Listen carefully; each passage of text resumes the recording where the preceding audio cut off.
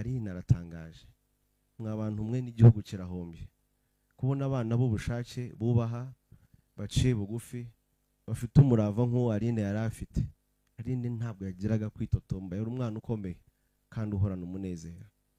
Rero ejo bundi kuko imvura irimo iragwa twagize ibyago, hari undi murimbi turimbana witwa Patrick yapfushije mukuru we witwa Dani mu Bigogwe. Nabivuze nimugoroba, nawe wari inshuti yacu bitangaje. Dani nawe yaguye mu mpanuka ruguru mu Gishwati. Rero twagiye gutabara Dani mu cyumweru gishize hafi ya cyose. Iyo minsi twamazeyo Aline yasabye konje, yasabye rivu aza gutabara, aza gushingura Dani. Donc nubango twebwe turababaye muri ibyo ukuntu Aline yarameze, yarasekaga, hari akavido dufite kaduteye agahinda ko kwa nyuma, sinzi umuntu washizemo igisirimba ngo tubyene. Aline kuyishiramo kareba umunezero Aline yari afite, ntabwo wakumva ko Aline yagenda ejo bundi, ntabwo bishoboka. Ntabwo sinayifata, numva telefone ndi mu bitotsi ngiye kureba banyandikira message ambwira yuko byarangiye. Ndavuga nibyo, mera nk'umuntu utaye umutwe, ndavuga wabona hari yibeshye. Mpamagara umutware arambwira ati ngo Aline birarangiye. Mera nk'umusazi, mera nk'umuntu uguye muri koma, kugira mbone imbaraga zo kujya mu cyumba uyu musaza wanjye yari arimo. Byantwaye umwanya, mva binjyana kure, nkibuka Wera nkimubwira uyu nguyu nawe umwana yarasaze ajya mu kirahuri arakubita mu cyumba harimo agasutambura arafata aramena. Umuntu abaye nk'umusazi ashaka gusohoka ari hanze.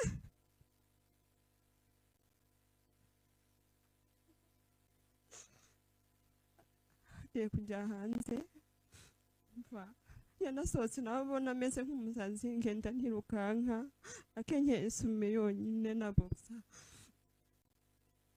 Ndavuga se Mana nibiki, niho nahise mvuga ndasenga mutuma, ndavuga Mana imbaraga zo gukomera, nkomeze umuvandimwe, ndabona we birushijeho kuba bibi. Ahagarara nk'iminota nka 30, nanjye nafashe agasutable nicaye aho ndeba ukuntu nyine ndebe ataza kugira ikindi kibazo. Nibwo abaturanyi bahise baza n'abamabukwe batuba hafi muri iryo joro, kugeza igihe twabyutse tuza, nabo dusiga bagiye kuza bavuga ati mwe mugende turaza nyuma. Nibwo twaje, wagira Imana ibifite ukuntu ibigenza.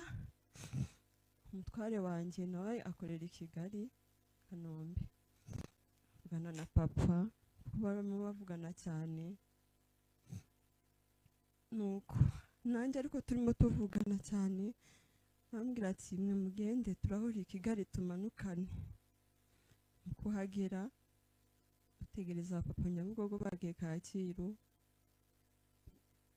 arambwira atarampamagara ati barampamagaye mu kazi narinje mpuye n'ikibazo gikomeye, nimugende nibinkundira nimugoroba ndaza mu rugo cyangwa nzaze gushyingura kwa gatatu. Ndavuga se ni kihe kibazo ubaye iki? Ngo oya ngo nta, ajya kure arambwira ati ngo ntacyo ndakubwira weho uretse tuza. Burya yari yabibwiye papa, arampisha ko mureba ahangaha ni wowe umugabo wanjye ari kubera iki nikiriyo.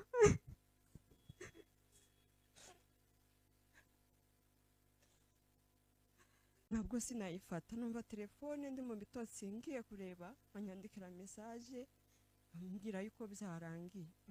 Ndavuga nibyo, mera nk'umuntu utaye umutwe, ndavuga wabona hari yibeshye. Mpamagara umutware arambwira ati ngo Aline birarangiye.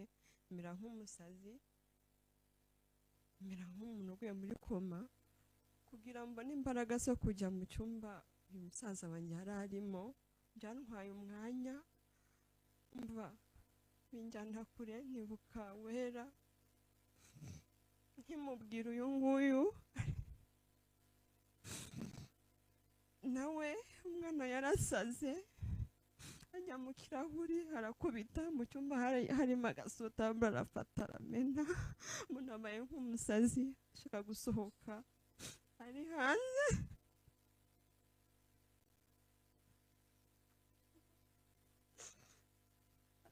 agiye kujya hanze mva yanasohotse nawe abona ameze nk'umusazi ngenda ntirukanka akenyeye isume yonyine na boksa